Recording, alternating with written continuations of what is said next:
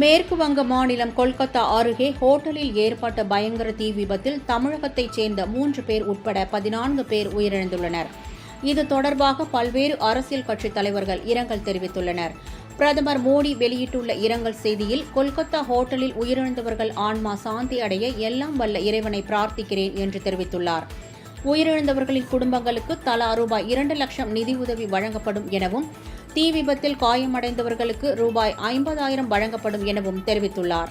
தமிழக முதலமைச்சர் ஸ்டாலின் வெளியிட்டுள்ள இரங்கல் செய்தியில், மேற்கு வங்க மாநிலம் கொல்கத்தாவில் உள்ள நட்சத்திர விடுதி ஒன்றில் ஏற்பட்ட தீ விபத்தில் கரூர் மாவட்டத்தைச் சேர்ந்த முத்துகிருஷ்ணன், குழந்தைகள் தியா, ரிதன் ஆகியோரும் மற்றும் பலரும் உயிரிழந்தனர் என்ற செய்தி அறிந்து மிகவும் வருந்தினேன் என்று கூறியுள்ளார்.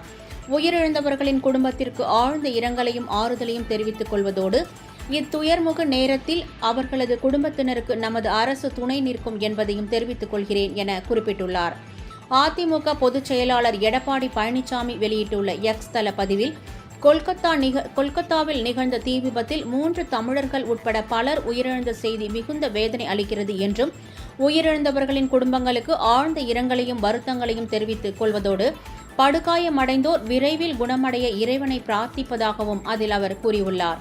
பாமக தலைவர் அன்புமணி ராமதாஸ் வெளியிட்டுள்ள இரங்கல் செய்தியில், கொல்கத்தாவில் உள்ள விடுதியில் ஏற்பட்ட தீ விபத்தில் 3 தமிழர்கள் உள்ளிட்ட 15 பேர் உயிரிழந்ததாக வெளியாகியுள்ள செய்திகள் அதிர்ச்சி அளிக்கிறது. உயிரிழந்த அனைவரின் குடும்பங்களுக்கும் எனது ஆழ்ந்த இரங்கலையும் அனுதாபங்களையும் தெரிவித்துக் கொள்கிறேன் என்று கூறியுள்ளார். கொல்கத்தா தீ விபத்தில் உயிரிழந்தவர்களுக்கு தலைவர்கள் இரங்கல்.